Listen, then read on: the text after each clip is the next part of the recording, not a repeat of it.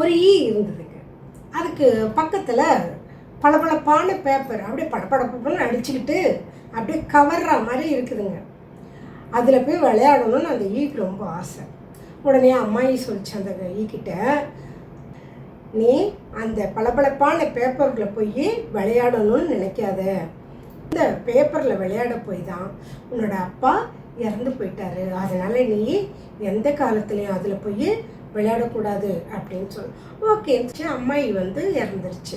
அந்த ஆசை அந்த ஈக்குள்ளே இருந்துக்கிட்டே இருக்குது. அதோட ஃப்ரெண்ட்ஸுங்கெல்லாம் பார்த்திங்கன்னா அந்த பளபளப்பான பேப்பரில் போய் விளையாடுறாங்க, சறுக்கி விளையாடுறாங்க, எல்லாம் செய்கிறாங்க.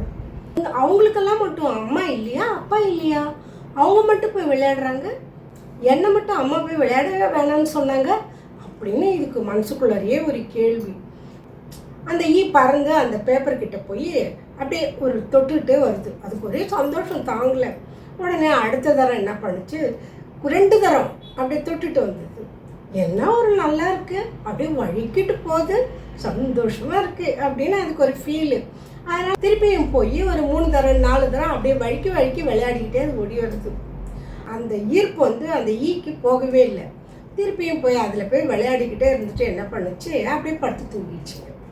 காலையில் எந்திரிச்சு பார்க்குது, அதோட ஒரு இறக்க அந்த பேப்பரில் அப்படியே ஒட்டிச்சு வெளியில் வரவே இல்லை.